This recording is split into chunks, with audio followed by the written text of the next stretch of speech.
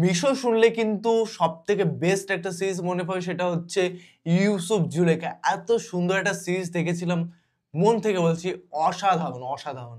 তো তেমনই একটা টপিক দেখবো। তো আজকের ভিডিওর টাইটেলটি হলো কোন অভিশাপে মিশর 97% খালি।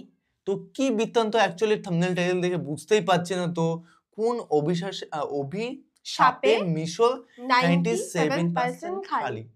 ও, তো কি অভিশাপে অবশ্যই দেখবো। চ্যানেল যদি নতুন হয় তো চ্যানেলটি সাবস্ক্রাইব করে দেবে, পাশে থাকা বেল আইকনটা টং টং করে করে বাজিয়ে বাজিয়ে দেবে, দেবে, একটা একটা লাইক লাইক করে করে দেবে। দেবে। আর মেইন ভিডিও তোমরা ডেসক্রিপশন বক্সে লিংক পেয়ে যাবে, চেক আউট করে নিও। তো চলো আজকের ভিডিওটি শুরু শুরু করা করা যাক।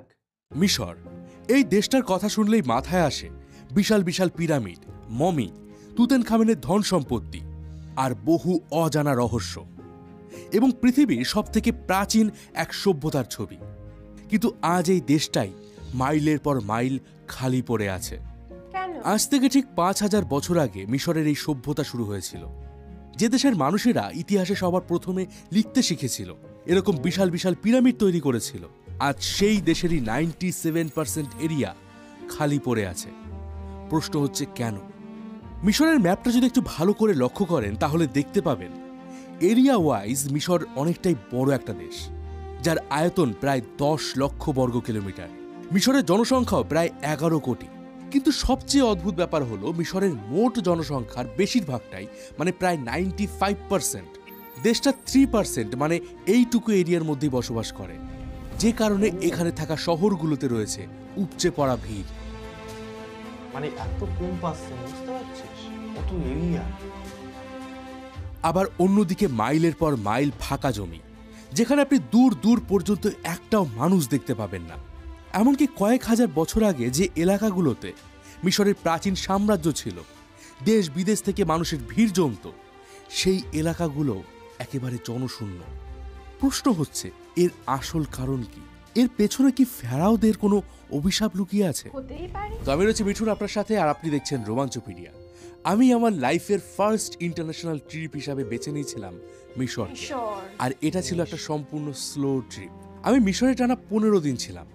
এই 15 দিনে আমি মিশরের এ প্রান্ত থেকে অপর প্রান্ত সমস্ত ঐতিহাসিক এবং গুরুত্বপূর্ণ স্থানগুলোকে কভার করেছি। এখানের কালচার, এখানের ইতিহাস, এখানের রাস্তাঘাট, রাজনৈতিক ভৌগোলিক অবস্থা সবকিছু একেবারে খুব কাছ থেকে পর্যবেক্ষণ করেছি এবং কথা বলেছি এখানে সাধারণ মানুষের সাথে। আর সত্যি বলতে মিশর সম্বন্ধে আমার যে সমস্ত ধারণা ছিল তাই 15 দিনে অনেকটাই বদলে গেছে। আর আশা করি এই ভিডিওটা শেষ হতে হতে আপনারও মিশর সম্বন্ধে অনেক ধারণাই বদলে যেতে পারে। তো চলুন শুরু করা যাক। একদম।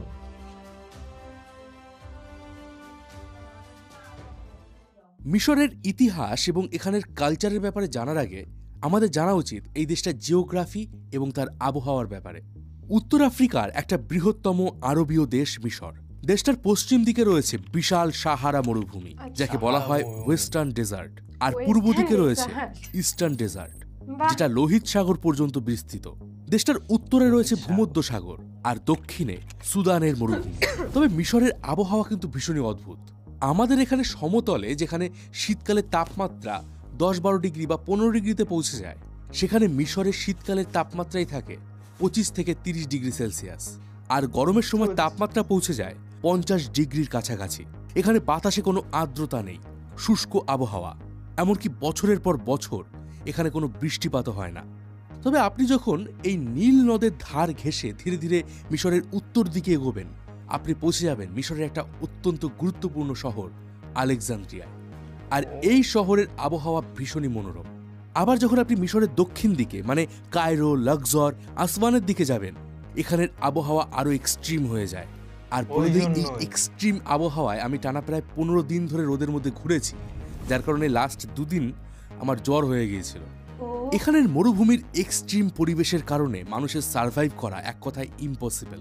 আর যেহেতু বৃষ্টিপাত হয় না এবং নীল নদের আশেপাশে ছাড়া অন্য কোথাও জলের সোর্স নেই, তাই এখানে চাষাবাদও তেমন একটা হয় না, যে কারণে আজও মিশরের প্রায় 95% এরিয়া চাষাবাদের অযোগ্য হয়ে পড়েছে। তবে বলে দেই, এই যে ধুধু মরুভূমি আপনারা দেখতে পাচ্ছেন ভিডিওতে, এই মরুভূমি কিন্তু আজ থেকে 8-9 হাজার বছর আগে ছিল না। এমনকি সে সময় সাহারা মরুভূমির কোনো অস্তিত্বই ছিল না। সে সময় এই অঞ্চলে ছিল বিশাল তৃণভূমি। অন্যদিকে আবার নীল নদের তীরে এত ঘনবসতিও ছিল না। মিশরের প্রাচীন মানুষেরা এই তৃণভূমিতে বসবাস করত। তবে ধীরে ধীরে যখন আবহাওয়ার পরিবর্তন হয় তখন এই এলাকার উষ্ণতা বৃদ্ধি পায়, তৃণভূমি পরিণত হয় মরুভূমিতে। আর সেই মানুষেরাই জলের খোঁজে বিভিন্ন জায়গায় ঘুরে বেড়াতে শুরু করে। আর এরাই পরবর্তীকালে বেদুইন নামে পরিচিত হয়। এদের জীবনযাপন সম্পূর্ণ নির্ভর করত জল আর পশুচারণের জায়গার উপরে। তারা এক জায়গা থেকে আরেক জায়গায় ঘুরে বেড়াত। একসময় এরাই ছোট ছোট দলে ভাগ হয়ে বিভিন্ন দিকে ছড়িয়ে পড়ে। কোনো জায়গায় জল বা ঘাস পেলে সেখানেই তারা তাঁবু ফেলত, উট, ছাগল, ভেড়া চড়াত। আবার জল শেষ হয়ে গেলে তারা নতুন জলাশয়ের সন্ধানে বেরিয়ে পড়ত। প্রথম দিকেই বেদুইনরা মেইনলি মিশরের পশ্চিম দিকে বসবাস করত, কিন্তু সময়ের সাথে সাথে যতই জলের পরিমাণ কমতে থাকে তারা পূর্ব দিকে অগ্রসর হতে শুরু করে। আর শেষমেশ প্রায় কয়েক হাজার বছর আগে এই মানুষেরা নীল নদের তীরে এসে বসতি স্থাপন করে। এখানে এসে তারা প্রথমবারের মতো প্রচুর জল, উর্বর মাটি, মাছ, গাছপালা এবং চাষের জন্য উপযুক্ত জমি খুঁজে পায়। আর এই প্রাচীন মিশরীয়দের কাছে এই জায়গাটা ছিল স্বর্গের মতো। আমরা ছোটবেলায় বইতে পড়েছি মিশরকে বলা হয় নীল নদের দান। কিন্তু কেন মিশরকে নীল নদের দান বলা হয় জানেন? আশা করি বুঝতে পারছেন। এই যে প্রায় ৭,০০০ কিলোমিটার লম্বা নীল নদ, এটা শুধুমাত্র মিশর নয়, গোটা পৃথিবীর সবচেয়ে দীর্ঘতম নদী। আর আগে প্রায় প্রতি বছরই নীল নদে বন্যা হতো। বন্যার জলে নদীর দুপাশ ডুবে থাকত, আর জল যখন নেমে যেত সেই জমিতে জমা হতো মোটা পলির আস্তরণ। আর এই উর্বর পলিমাটিতেই হতো চাষাবাদ। আর বলতে পারেন এই উর্বর জমির কারণেই নীল নদের ধারে গড়ে উঠেছিল ইজিপশিয়ান সিভিলাইজেশন বা মিশরীয় সভ্যতা। আর ঠিক এই সেম কারণের জন্যই প্রাচীন মিশরের মেমফিস, থিবস, আলেকজান্দ্রিয়ার মতো বড় বড় শহরগুলো এই নদীর পাড়েই তৈরি হয়েছিল। এমনকি আপনি স্যাটেলাইট ম্যাপেও দেখতে পাবেন শুধুমাত্র নীল নদের আশেপাশেই সবুজের আভা রয়েছে। এখানে একটা ছোট্ট ইনফরমেশন দিয়ে দেয়, প্রাচীন মিশরীয়রা এই নীল নদের কালো মাটির জন্য এই দেশটির নাম রেখেছিল কেমেত। কারণ মরুভূমির বালি ছিল লাল রঙের, সেখানে তাদের কাছে এই কালো মাটি ছিল ঈশ্বরের আশীর্বাদ। এমনকি প্রাচীন মিশরের অনেক দেবদেবীর কাহিনী, তাদের প্রাচীন কালচার, অনেক কিছুই এই নীল নদের উপরই ডিপেন্ডেন্ট ছিল। এবার আপনার মনে প্রশ্ন আসতে পারে, তাহলে মিশর এবং ইজিপ্ট এই দুটো নাম কিভাবে এলো? চলুন এবার সেই কাহিনী বলছি। আমরা এই যে বাঙালিরা এই দেশটাকে মিশর বলি, এই মিশর শব্দটা ভারতে এসেছে আরবীয়দের হাত ধরে। আরবীয়রা এই দেশকে মিস্র বলতো, যার অর্থ একটা পরিকল্পিত জনপদ, সভ্যতা। এমনকি কুরআনের সূরা আল বুকরাতেও এই মিস্র শব্দটার উল্লেখ রয়েছে। আবার গ্রিকরা এই দেশটার নাম রেখেছিল ইজিপ্টোস, অর্থাৎ দেবতার মন্দির। আর পরবর্তীকালে সেটাই হয়ে যায় ইজিপ্ট। এবার এটা তো গেল মিশরের জিওগ্রাফির কথা। আজকের দিনে এই যে মিশরের জনগণ শুধুমাত্র নীল নদের পাশেই বসবাস করে, এর পেছনে কিন্তু বেশ কিছু ঐতিহাসিক কারণও রয়েছে। আপনাদের আগেই বলেছি যে মিশরের সভ্যতা অনেক প্রাচীন। সে সময় মিশর দুটো ভাগে ভাগ ছিল, একটা ছিল আপার ইজিপ্ট আর একটা ছিল লোয়ার ইজিপ্ট। মানে নীল নদ যেদিক থেকে শুরু হয়েছে, অর্থাৎ সেন্ট্রাল আফ্রিকার দিকটা ছিল আপার ইজিপ্ট, আর নীল নদের মোহনার দিকটা ছিল লোয়ার ইজিপ্ট। আজ থেকে প্রায় ৫,১২৫ বছর আগে নারমার নামে একজন রাজার হাত ধরে প্রথমবার এই দুই আপার এবং লোয়ার ইজিপ্ট একত্রিত হয়েছিল। আর সেই রাজা নারমেরের একটি শিলালিপি আজ মিশরের মিউজিয়ামে রাখা রয়েছে।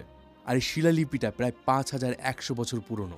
দেখুন, এই মিউজিয়াম, পিরামিড, এই মিউজিয়ামের ভিতরে থাকা বিভিন্ন ধরনের আর্টিফ্যাক্ট, এই সব কিছু নিয়েই আমাদের চ্যানেলে ভিডিও আসবে। তাই অবশ্যই কিন্তু আমাদের চ্যানেলটাকে সাবস্ক্রাইব করে রাখুন। আর আপনি যদি ভিডিওগুলো খুঁজে না পান, তাহলে আপনি আমাদের চ্যানেলে যাবেন এবং গিয়ে প্লেলিস্ট সার্চ করবেন ইজিপ্ট লিখে। তো মিশরের প্রথম রাজা নারমারের পরেও মিশরে প্রায় ৩১টা রাজবংশ টানা ৩,০০০ বছর ধরে রাজত্ব করেছে। এই সময় মিশর সামরিক শক্তিতে আফ্রিকার সবচেয়ে বড় সাম্রাজ্যে পরিণত হয়েছিল। এই রাজাদের আমলেই তৈরি হয়েছিল মিশরের সবচেয়ে বড় আকর্ষণ পিরামিড। আর এই পিরামিডের সামনে দাঁড়ালেই আপনি বুঝতে পারবেন যে প্রাচীন মিশর ঠিক কতটা শক্তিশালী এবং বিকশিত ছিল। আর যেহেতু একটা সময় মানুষ মরুভূমি ছেড়ে নীল নদের পাশে বসতি স্থাপন করেছিল, তাই মিশরের প্রত্যেক ফেরাও বা ফেরাউনরা তাদের রাজধানীকে নীল নদের পাশেই তৈরি করেছিলেন। এমনকি বাণিজ্যের জন্য তারা নীল নদকে ব্যবহার করত। পিরামিড তৈরির বিশাল বিশাল পাথর হোক বা খাদ্য সামগ্রী এক জায়গা থেকে অন্য জায়গায় নিয়ে যাওয়া, এই সব কিছুই নীল নদের মাধ্যমেই হতো। তাই ঐতিহাসিকভাবেও মিশরের এই প্রাচীন শহরগুলো ছেড়ে কখনোই মানুষ চলে যায়নি। ইভেন আজকের দিনেও মিশরের সব ভালো ভালো চাকরি, সুযোগ সুবিধা সব কিছুই এই কয়েকটা শহর জুড়েই রয়েছে। ফলে আজও গ্রাম থেকে প্রতি বছর হাজার হাজার মানুষ একটা বেটার লাইফের আশায় শহরে চলে আসছে, আর মিশরের বাকি এলাকাগুলো আরও বেশি পরিমাণে ফাঁকা হয়ে যাচ্ছে। তবে মিশরের এই অদ্ভুত জনসংখ্যার প্যাটার্ন আজকে তাদের অস্তিত্বের সামনে একটা বড় প্রশ্নচিহ্ন তুলে দিয়েছে। কিভাবে?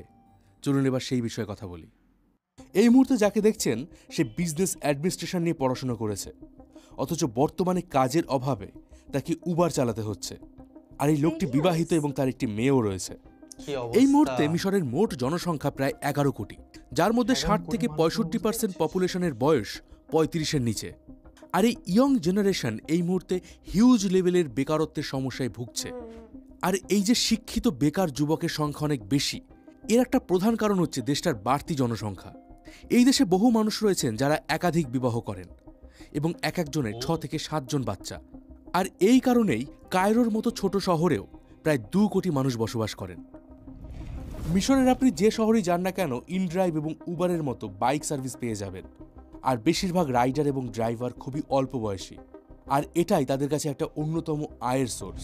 তবে এটা ভাববেন না যে তারা এই উবার এবং ইনড্রাইভে গাড়ি চালিয়ে নিজেদের সংসার চালাতে পারে। তারা এক একজনের প্রতিদিন 3-4টে আলাদা আলাদা কাজ করে। এই অতিরিক্ত জনসংখ্যার ফলে মিশরের রিসোর্সেস কমে যাচ্ছে, কারণ জনসংখ্যা বাড়লেও চাষাবাদের জমির পরিমাণ বাড়ছে না, যার কারণে ইজিপ্টকে প্রতি বছর হিউজ পরিমাণে খাদ্যশস্য আমদানি করতে হয়। ওপেকের একটা রিপোর্ট অনুযায়ী ইজিপ্টে প্রতি বছর যে পরিমাণে খাদ্যের প্রয়োজন হয় তার প্রায় 40% তারা বিদেশ থেকে আমদানি করে। আর এর ফলে দেশের অর্থনৈতিক অবস্থাও দিন দিন দুর্বল হয়ে পড়ছে। এখানে সরকারও খুব ভালো করে জানে যে অতিরিক্ত জনসংখ্যা ইজিপ্টের ভবিষ্যৎকে অন্ধকারের দিকে ঠেলে দিচ্ছে, কিন্তু এখানের মানুষেরা তাদের ধর্মীয় বিশ্বাসকে সবার প্রথমের দিকে রাখে। তাহলে এখানে একটা প্রশ্ন আসতে পারে যে মিশরের আয়ের প্রধান রাস্তা কি, কিভাবে এই দেশটা চলছে, আর কোন সংস্থায় দেশে সবচেয়ে বেশি চাকরি দেয়। 2011 সালে হওয়া আরব স্প্রিং মিশরীয়দের কাছে একটা দুঃস্বপ্ন হয়ে দাঁড়িয়েছে। এই আরব বিপ্লবের পর থেকেই দেশটি থেকে বহু কোম্পানি চলে যায়, দেশের জিডিপি কমে যায়, বেকারত্ব বেড়ে যায়। আর বর্তমানে দেশটির চাকরির প্রধান ক্ষেত্র হচ্ছে আর্মি বা সেনাবাহিনী। এখানে যুব সমাজের মধ্যে পড়াশুনো শেষ করে আর্মিতে জয়েন হওয়ার প্রবণতা অনেক বেশি। আর আর্মি এখানের বহু ইন্ডাস্ট্রিকে কন্ট্রোল করে। মানে যদি কোনো মেকানিক্যাল ইঞ্জিনিয়ার আর্মিতে ভর্তি হয়, তাহলে প্রথমে তাকে আর্মির ট্রেনিং দেওয়া হয়, তারপর তাকে আর্মির কন্ট্রোলে থাকা কোনো ফ্যাক্টরিতে চাকরি দেওয়া হয়। আর বলে দেই, ইজিপ্ট একটা গণতান্ত্রিক দেশ হলেও এখানে সেমি অথরিটেরিয়ান রুল চলে, অর্থাৎ ভোট তো হয় কিন্তু পর্দার আড়ালে সবটাই কন্ট্রোল করে আর্মি। আরব স্প্রিং এর মতো বিদ্রোহ যাতে ভবিষ্যতে এই দেশটা আর না হয়, এই কারণে সরকার অল টাইম কড়া নজরদারি চালায়। আপনি ইজিপ্টের যে কোনো শহরে গেলে দেখতে পাবেন রাস্তায় রাস্তায় পুলিশের আর্মার্ড ভেহিকেল দাঁড় করানো রয়েছে, এবং এখানে থাকা পুলিশরা অল টাইম মানুষের গতিবিধির উপর নজর রাখে। আর এটা অনেকটা সাইকোলজিক্যাল ব্যারিয়ারের মতো কাজ করে, যে আপনি যাই করুন না কেন সরকার অল টাইম আপনার উপর নজর রাখছে। আমি টানা 15 দিন মিশরে ছিলাম, আর এই 15 দিনে আমি এতগুলো টিকিট কেটেছি। আর এই টিকিটগুলো কিন্তু শুধুমাত্র পিরামিড, কোনো ঐতিহাসিক স্থান, কোনো মিউজিয়াম দেখার টিকিট। আর এখানে প্রায় টোটাল 20,000 টাকার টিকিট রয়েছে। হ্যাঁ, শুধুমাত্র পিরামিডের ভেতরে ঢোকার জন্য আমাকে দিতে হয়েছে 3,000 টাকা। আর এগুলো বলার একটাই উদ্দেশ্য যে ট্যুরিজম এই মিশরের অর্থনীতির একটা প্রধান আয়ের উৎস। এমনকি দেশের ট্যুরিজমের জন্য একটা আলাদা মিনিস্ট্রিও রয়েছে, মিনিস্ট্রি অফ ট্যুরিজম। এটাও আর্মির কন্ট্রোলে রয়েছে। প্রতি বছর গড়ে প্রায় 1,20,00,000 ট্যুরিস্ট মিশরে ভ্রমণ করতে আসে, আর এটা মিশরের জিডিপিতে সরাসরি 10 to 12% কন্ট্রিবিউট করে। শুধুমাত্র তাই নয়, দেশের প্রায় 30 লক্ষ মানুষ সরাসরি এই ট্যুরিজমের উপর নির্ভরশীল। এই কারণে কোভিডের সময়টা ইজিপ্টের জন্য ভীষণই ক্ষতিকর ছিল। আরব স্প্রিং এর পরে মিশরের অর্থনীতি যাও বা একটু ঘুরে দাঁড়াচ্ছিল, এই কোভিড তার গতি আরো ধীরে করে দেয়। মিশরের আয়ের একটা দ্বিতীয় প্রধান উৎস হলো সুয়েজ কানাল। যারা মিশরে ঘুরতে যান তারা কিন্তু বিশেষ একটা সুয়েজ কানালে যান না, কারণ এই সুয়েজ সিটির পপুলারিটি গিজা বা আলেকজান্ড্রিয়ার মতো অত বেশি নয়। কিন্তু এটা মিশরের অর্থনীতি এবং বিশ্ব রাজনীতিতে মিশরের প্রভাবের জন্য ভীষণই গুরুত্বপূর্ণ। আমি কিন্তু এই সুয়েজ কানালে গিয়েছিলাম, আর সত্যি বলতে এই সুয়েজ কানালের পাশে বসে দেশ বিদেশের বিভিন্ন জাহাজ পাস হতে দেখা একটা অসাধারণ অনুভূতি আপনাকে দেয়। তো এই সুয়েজ কানাল থেকে প্রতি বছর মিশর প্রায় 7 থেকে 8 বিলিয়ন ডলার আয় করে। তবে আজকের দিনে ইজিপ্টের ইকোনমি ধীরে ধীরে থমকে যাচ্ছে। এখানে বাসা বেঁধেছে চাইনিজ প্রোডাক্ট, আপনি যদি কোনো বড় শপিং মলে যান, গেলে দেখতে পাবেন প্রায় 80% জিনিস চাইনিজ মেড, যা এই দেশের ক্ষুদ্র ব্যবসাকে আরও বাজেভাবে ধ্বংস করে দিচ্ছে। এমনকি ইজিপ্টের বিভিন্ন পাথরের তৈরি স্কাল্পচারও আজকে দিনে চায়না থেকে আসছে। কারোর মতো বড় শহরগুলোতে মেয়েরাও বিভিন্ন ধরনের চাকরি বাকরি করেন, কিন্তু আমি এখানে গাইডের থেকে জেনেছি একই কাজের জন্য এখানে ছেলেদের তুলনায় মেয়েদের স্যালারি কম হয়। আর এখানে আরও একটা জিনিস খুবই বাজেভাবে রয়েছে, সেটা হচ্ছে কারাপশন। আরও একটা দুশ্চিন্তার বিষয় হচ্ছে মিশরের এই যে প্রাণ ভোমরা নীল নদ, তার জলও দিন দিন কমে আসছে। আর এর পেছনে প্রধান কারণ হচ্ছে আবহাওয়ার পরিবর্তন, এবং দ্বিতীয়টা ইথিওপিয়ান ড্যাম। মাত্র কয়েক বছর আগে নীল নদের উত্তর দিকে ইথিওপিয়া একটি বাঁধ নির্মাণ করেছে, যার ফলে মিশরের জলের ফ্লো অনেকটাই কমে গেছে। আগে নীল নদের কারণে প্রতি বছর বন্যা হতো, আর সেই বন্যার ফলে যেমন জমি উর্বর হতো, তেমনি সাধারণ মিশরীয়দের প্রচুর ক্ষতি হতো। আর সেই ক্ষতির হাত থেকে বাঁচার জন্যই মিশরীয়রা একটা বিশাল বড় বাঁধ নির্মাণ করেছিল, যার নাম আসওয়ান হাই ড্যাম, যেটা সেই সময় বিশ্বের সবচেয়ে বড় বাঁধ ছিল। আর এই বাঁধ নির্মাণের পরে মিশরে বন্যা হওয়ার পরিমাণ অনেকটাই কমে গেছে, আর বন্যা না হওয়ায় চাষের জমিতে পলিমাটির আস্তরণ এখন আর পড়ে না।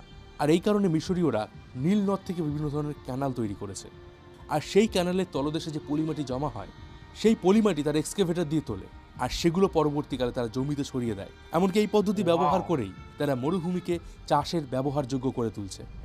আশা করি বুঝতে পারছেন যে কেন আজকের দিনে মিশরের জনসংখ্যা শুধুমাত্র এইটুকু এরিয়াতেই বসবাস করে। বোঝা গেল। তবে আজকের দিনে সোশ্যাল মিডিয়ায় আপনি মিশর নিয়ে অনেক ধরনের স্টেরিওটাইপ ঘটনা দেখতে পারবেন। আমি এখানে 15 দিন ঘুরেছি, এবং 15 দিন সোলো ট্রিপে আমি কোনো ধরনের কোনো সমস্যার শিকার হইনি। আপনি যদি চান যে আমি মিশর নিয়ে একটা ডেডিকেটেড ভিডিও বানাই, যে আপনি এখানে কিভাবে যেতে পারবেন, কত এক্সপেন্সেস, আপনি কিভাবে আপনার প্ল্যানিং করবেন, এগুলো নিয়ে যদি কোনো ভিডিও চান কমেন্ট করে জানাবেন। আমি তাহলে ফেসবুকে একটা ডেডিকেটেড ভিডিও আপলোড করব।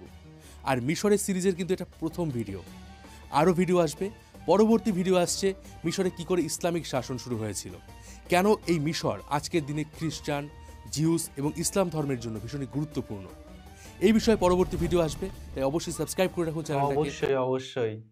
তোমাদের কেমন লাগলো? মানে কত ফ্যাক্ট জানতে পারলাম মিশর সম্পর্কে। মানে কেন মিশর অ্যাকচুয়ালি একদম A to Z তথ্য আজকে ভিডিওটি দেখলাম। আবারও দেখবো যে ইসলামিক কি ঘটলো বৃত্তান্ত A একদম। to Z। দেখো, তুই বল। হ্যাঁ, অবশ্যই। তো এই প্রচুর কারণ কিন্তু আমরা জানতে পারলাম যে তার জন্য 97% কিন্তু জায়গা। মিশর খালি। হ্যাঁ, মানে আস্তে আস্তে জলভূমি কমতে কমতে একদম শেষ সীমায় এনে চলে গেছে। তো ওই একদম পলিগুলো উঠিয়েও কিন্তু চাষের জন্য, মানে বুঝতে পারছিস, উপরে দিয়ে দিয়ে মানে বুঝতে চাষের পেরেছি। জন্য হ্যাঁ, উপযুক্ত করছে। তো অসাধারণ। আর এমনি সত্যি একটা কথা বলি, যে চাষে উপযুক্ত করতে গেলে কিন্তু প্রচুর প্রচুর মেহনত করছে। মানে প্রচুর। আর এদিকে জনসংখ্যা বেড়েই যাচ্ছে। হুম, এইদিকে কিন্তু সরকারকে মেনটেন অ্যাকচুয়ালি করা উচিত, হ্যাঁ। কারণ এক জায়গায় এতটা লোক, মানে তো আস্তে আস্তে সেখানে জায়গা তো কমছে। হ্যাঁ, সেখানে তো সবকিছুর সংকট পড়বেই। একদম। টুরিস্ট থেকেও কিন্তু প্রচুর টাকা আসলো। আর বলে যে এক্সপোর্ট বা ইম্পোর্টের হ্যাঁ, ক্ষেত্রে যখন জাহাজ ব্যবহার করে, সেক্ষেত্রেও কিন্তু তাদের অনেক অনেক বেশিরভাগ টপিকস গুলো এগুলো থেকে তাদের ইনকাম সোর্স বেশি হুম, আসে। তো তোমাদের কেমন লাগলো অবশ্যই অবশ্যই কমেন্ট করে জানাও। একদম। আর কেমন ধরনের ভিডিও দেখতে চাইছো সেটাও প্লিজ কমেন্ট করে জানাতে ভুলো না। তো চলো নতুন একটা ফ্রেশ ভিডিওতে দেখা হবে। Bye bye. Take take care. Care.